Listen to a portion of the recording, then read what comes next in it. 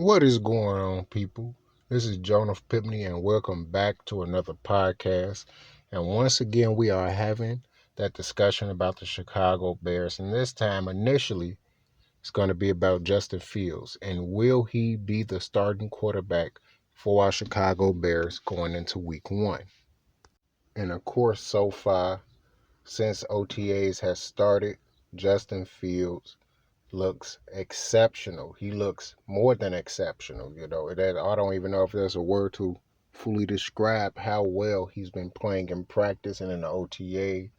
But of course, we still won't find out nothing till get further in the training camp when everybody has to report in, and also, of course, the preseason games, and then eventually week one. So, of course, we're going to get into that a little bit more, and I'm going to just jump it off right now. And basically, it's been a shade under 5 weeks since the Bears moved up in the first round and nabbed the Ohio State quarterback Justin Fields. And of course, Coach Matt Nagy held court after the team's first open OTAs workout since Fields had been with the team thus far. And basically, to a certain extent, he has exceeded all expectations. Everything that we thought he was going to be when he got there, from learning and being obsessed with everything that they teach him, and also then being able to be himself out on the field. He is really doing things and really ready to just make big strides in the NFL. Chicago immediate a plan for the quarterback for our new quarterback is basically clear. Nagy revealed that Fields is slated to open the regular season at number 2 quarterback behind starter Andy Dalton, in front and also of course in front of the third stringer Nick Foles, who missed Wednesday's open practice for personal reasons. Eventually, the starting job will belong to Fields. How quickly it happens depends on how the rookie develops behind the scenes. The Bears say Fields has progressed at a strong and steady pace, and that's basically since the conclusion of the last month's rookie minicamp. He's done a really good job, and basically is trying to digest everything that they are particularly teaching him in this offense in a particular way right now. And that's what Nagy said. He's extremely calm, which he loves. So when something bad happens, and then it's the next play, it doesn't matter to him. He's just so calm, and he's very confident in himself. And I believe that's something that Matt Nagy and the coaching staff, I guess, have learned over time. I guess after dealing with Trubisky, or is just that because they didn't want him. That's the reason why they treated him that way. And this time around, they are actually trying to help the quarterback succeed instead of trying to tear him down so then they can get rid of him. Is basically how I'm looking at it. But anyways, his teammates have also taken a notice, and the Bears' voluntary offseason turnout on defense, linebacker Roquan Smith being a notable exception, has been low. But on offense, virtually all the projected starters have been moved to Hallis Hall, minus wide receiver Allen Robinson, who is playing on a 1-year franchise deal. Of course, he's not going to participate until it's time to participate, because he can end up getting hurt. And of course, we know what happens. Oh yeah, you don't get your money, but after that, then they don't resign you or whatever. They for any reason not to resign you, or then somebody else mess around and throw him a whole bunch of money, and then boom, he's no longer here. Hopefully that doesn't happen. But anyways, the high attendance is understandable since the Bears have 2 new quarterbacks, and of course Justin Fields and Andy Dalton, who are expected to log who is expected to log in significant playing time in 2021. Justin is definitely a freakish athlete, to say the least. Bears running back David Montgomery said he's already kind of carries that leader mantra that you rarely see in rookies, that I know didn't have, which, of course, we've seen that with certain guys that come in the league, like Cam Newton that came right in the league, instantly was like a leader for the team. Deshaun Watson, every year, of course, before this incident that happened with him, allegedly happened to him. He showed promise in being a good leader. Andrew Luck, before he retired, he showed soon as he came in the league as a rookie, having that leader mentality and leading his team. That's one of the things that Justin Fields does bring to the table. So hopefully that can just, man, be excellent out there for our team. David Montgomery also said that he's great, he's progressing well. It's good to see him being as young as he is, also being able to take the reins, looking at Andy, following behind Andy being able to show him the ropes, and he looks great out there, which means that Andy Dalton is indeed taking that mentor role. He knows that he's not going to be the starter the whole year round unless he just flat out dominate everything. I'm talking about from the OTAs to the training camp that the players have to attend, to preseason, and also ball out early in the season to a point that the Bears can't afford to take him out, and possibly have Justin Fields playing a little more of a Taysom Hill role. If not that, at least come in sparingly at times, much like Michael Vick did early on when he was with the Eagles behind Donovan McNabb, and then eventually, I can't remember that guy's name. He wasn't that long, but basically what Michael Vick was doing, snap the ball, probably run the football a few times on 3rd and 1 or 3rd and 2 or whatever. Basically have plays written out for him until he become the full-time starter for the Chicago Bears. But like I said before, he is behind Dalton. He's watching everything with Dalton, so at least we know that Dalton is doing his thing and being a good role model for Justin Fields. And Dalton is in a unique position trying to hang on to the starting job, of course, while at the same time lending a helping hand in Fields' maturity. The Bears strongly believe that the positive influence provided by Dalton and Foles, coupled with Nagy's offense and coaching staff, can develop Fields into a franchise passer for the Bears that they desperately need, which, of course, everyone know the story with the Bears. Still have not had a quarterback throw for 4,000 yards in the season and also throw for 30 touchdowns as well. We haven't had neither one of those. I think the most the Bears had in history is 28. So let's see if the Bears quarterback can finally break that wall down, and then the Bears can keep moving forward. So let's see how that goes. And I'm trying to give him advice on certain things. This is what Dalton said. How I will view certain plays, what I do with my eyes on certain things. Different things come with experience, and that's, of course, that's what Dalton said. Obviously, I'm going into year 11. I've had a lot of ball for me. I'm just trying to help him out as much as I can, which a lot of Bear fans, some people were saying that Dalton wasn't going to do that. I automatically assumed that Dalton was going to do that because he already know what he was brought in to do. I'm pretty sure they already spoke to him ahead of time. This is very similar, of course, to the Mike Glennon, Mitchell Trubisky situation with them drafting a quarterback after they already brought a quarterback in. Just the difference is Dalton actually has some type of pedigree behind him.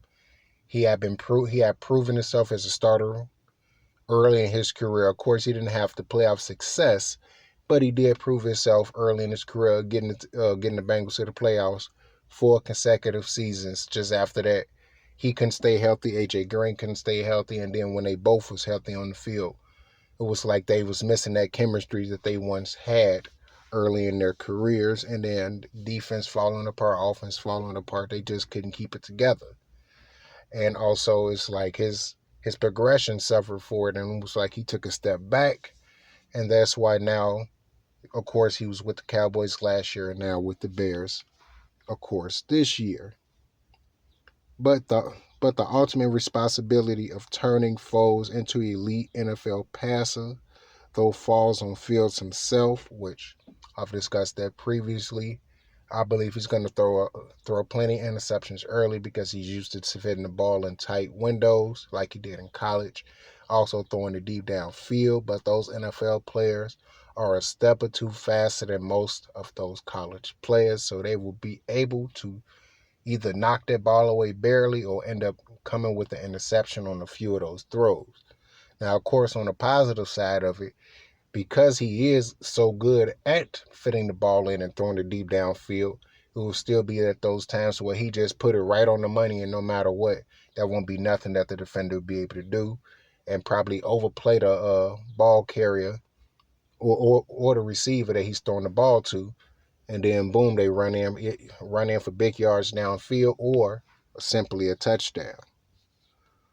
But like I said before, it falls on himself, and the best coaching in the world won't help a quarterback who refuses to put in the work and provides capability of processing the game in the NFL. We all know not a lot of quarterbacks can put that work in and process. Some put all the work in and still cannot fully process the game level speed of the NFL, and at times will force it or simply just fuck up completely, and that's the reason why they are no longer quarterbacks in the NFL as it is.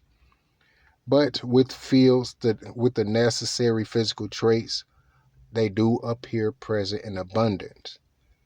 But what Nagy is most excited about that he has in Field is his attitude and his dedication to his craft. NFL rookies are notoriously flighty, which means for the most part they really don't give a shit about what you're talking about. Especially if they within the first round picks. They just got paid, they flying high, they don't give a shit about what you're talking about. They think this their talent will just transition easily over to the NFL when there's a whole nother level to it, just like it was when they started off in Pop Warner, went to middle school, a whole different speed, and then when they went to high school, a totally different speed from Pop Warner and down, and then when you go to college, it's a totally different speed. It's the same thing with the NFL, and that's something that a lot of the NFL rookies don't grasp right away, and that's the reason why some of them end up failing early on in their career, and some of them because they was drafted so high, they might get a second opportunity, but a lot of guys don't get that second opportunity because once you fuck up, of course, won't no NFL team touch you because you messed up so damn bad. But of course, from all the reports that we've been getting, Justin Fields is not that type of rookie, and he is fully dedicated to his craft and improving, and that is the thing that we is exactly looking for here in Chicago. And basically, all Justin wants to do right now is football, and that's what Nagy reported.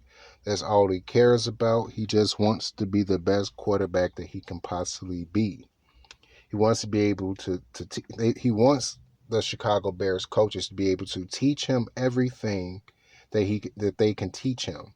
He wants to be able to learn from Andy Dalton. He wants to be able to learn from Nick Foles, the good traits from them, and of course, watch the bad traits from them so that he can make sure that he does not emulate those and end up putting himself in a worse position that he's already in, which is pretty damn good right now. But anyways, the quarterbacks coach John DeFilippo and offensive coordinator Bill Lazor are doing a phenomenal job right now, and they want to talk about how obsessed he is and how passionate he is and how passionate and obsessed they are about helping these quarterbacks out. So once you got guys that's hand in hand like that, and also the quarterbacks want to learn and willing to perfect their craft, man, you can make you cooking with gas. You can do very well in the NFL with that. Just has to translate out on the field. So it will be cool to see Justin, since he's really starting to understand everything and what the Bears offense is really trying to do here, and see with him continuing to grow and ask good questions, which he has already done. But of course, that is all the news that I have about Justin Fields as of today. There will be more news coming out later on down in the future. So as more as I know, then I will keep you guys updated in the future. But the next and final story of this podcast will be about Eddie Goldman and how much of him being missed last year affected the Bears. I will be talking about that coming up right now. And of course, kicking off the story right now, Chicago Bears returning. Eddie Goldman will be a big key for the Bears in 2021. The Chicago Bears experienced how important defensive tackle Eddie Goldman was to the defense after he opted out in 2020, and now that he is back, of course, he will be a huge part of the success for the Chicago Bears coming into the season. Bar none, hopefully, if he does not get injured, returning back from after sitting basically an entire year off, hopefully able to work off that extra weight that he gained over the pandemic. I don't know what he did in the off season. They didn't report on it, so just going to get more deep into it right now. And one of the biggest concerns of the Chicago Bears coming out of the 2020 season was the step back the defense took. This was a unit that just 2 short seasons ago before was ranked as one of the top defensive units of the 2010s. In 2018, the Chicago Bears defense ranked first in points allowed, total turnovers, first downs allowed, interceptions, passing yards allowed, rushing touchdowns allowed. This defense was really just that good and amazing. Now, the defense did fall a little bit in 2019, but was still a top 5 defense. Then in 2020, the monsters of Midway just suddenly looked average. Of course, we know exactly why. Sure, they had moments of dominance, and they look like they did. Look at what they did to Tom Brady in the eventual Super Bowl champions and with the Buccaneers, for example. The unit finished 14th in points allowed, 25th in total turnovers, 12th in passing yards allowed, 23rd in interceptions, 15th in rushing yards allowed, the lowest since 2016, when they only won 3 games at that time. This was a defense that looked completely nothing like they did over the past few seasons. And yes, the part of the reason of the change was the defensive coordinator. After 2018, Vic Fangio decided to leave and become a head coach of the Denver Broncos. And then we were stuck with Chuck Pagano, who took over and wasn't able to build upon or even maintain the defensive success under Vic Fangio. Pagano, even though they said retired, he was fired. But they said retire so that it don't look bad on your record. So he retired last season, and Sean Desai, Vic Fangio's right-hand man, when he was in Chicago, took over. We will see a more aggressive defense with Desai. Another big reason for the fall was the absence of Eddie Goldman. Eddie Goldman, of course, decided to opt out in the 2020 season due to the 2020 I said already, but 2020 season due to the COVID-19 pandemic, and Bilal Nichols took over his place. With Nichols, the defense had to go through some growing pains. He didn't have a bad season. In fact, he had 5 sacks, more sacks than Goldman had any season. Nichols, of course, didn't have the same impact as Goldman because Goldman is most likely just that guy in terms of being a run stopper, and Nichols is more of a pass rusher. Not to say that Nichols is not a bad run stopper, but we definitely seen the difference when Nichols was not there. I meant to say Eddie Goldman, but not Bilal Nichols. But like I said, he didn't have the same impact as him, but he did have more sacks than him, of course, because he's a better pass rusher. But Goldman took up a lot of the team's attention. Goldman was the Bears' top run stuffer, and it took a few bodies just to try to move him. Because of that, not many teams really was willing to run the football on the Bears with Goldman and Hicks on the defensive line. Two big guys like that, along with Bilal Nichols, you cannot afford to have double teams on both guys at the same time, because then guess what?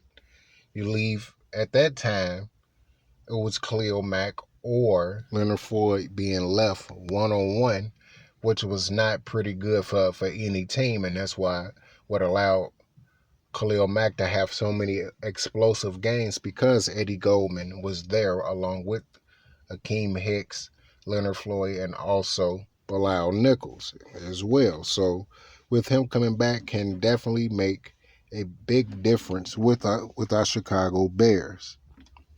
Now, with Goldman and Hicks on the line, the Bears allowed only 40 yards less than when they wasn't together. With Goldman taking on double teams, the linebackers' lives was pretty much easier. Roquan Smith, Danny Trevathan could roam and seal off other running lanes and give opposing running backs no holes to hit. Additionally, Goldman dealing with double teams freed up space for other defensive players, which I just mentioned. The defensive ends, the outside linebackers could rush the quarterback with more space. That put more pressure on those quarterbacks that ended up having to throw the ball before they wanted to, increased opportunities for the secondary to force turnovers, which that was one of the main reasons why the cornerbacks look so good. If your front seven is dominant, that make it easier for your defensive backs. Makes it a hell of a lot easier, and they can end up turning around and having a career year simply because of that.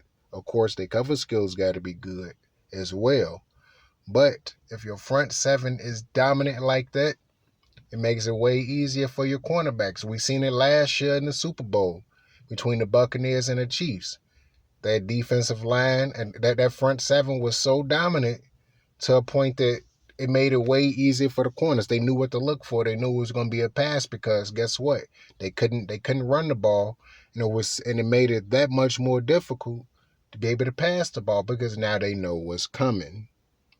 But anyways, now that Goldman is back, while some people might be worried about him because he took the season off, unless he spent the entire year sitting on the sofa and eating bonbons, he should be fine. In fact, the year off probably helped his body recover from years of pounding that he took. He probably hadn't had that time off since he was a child, or should now be refreshed and ready to go. The new defensive line coach, Chris Rump, is excited to work with Goldman, and he feels like Goldman can pick up and continue his good play like he was doing before the COVID-19 hit. Hopefully with Eddie Goldman, it's like riding a bike. He'll just pick back up and start pedaling again. He probably won't be able to pop any wheels right now, any willies right now, but he eventually will be able to pop some willies. So let's just be excited that he's actually back in the building. Now, of course, Wednesday, he did skip OTAs, and people were still wondering if he's fully going to be back or anything like that. I'm pretty sure he's going to come back, because if he wasn't, he would have easily just said, I'm not coming back. He probably would have said earlier on that he's not coming back due to the COVID-19 pandemic is still going on, and he just wouldn't be wasting the organization time like that, just basically dragging them through, and then telling them, oh yeah, well, I'm not going to play. So yeah, hopefully things do continue to work out for him, and he can continue to be healthy and be recharged. Goldman is the key to this defense success, and if he pick up where he left off, we'll see the turnovers increase again. Combine that with the improvement that we expect to see from the offense, this could be a very dangerous team in 2021. And that is one of the main things that the Bears was missing last year. Those turnovers and those critical run stops.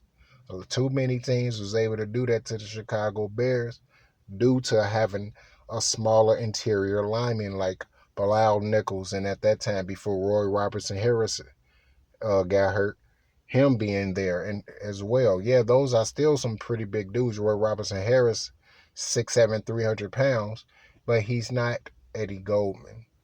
There's not many guys that's like Eddie Goldman anymore, like Vince Wilfork before him, it's Ted Washington, Keith Traylor, guys like that.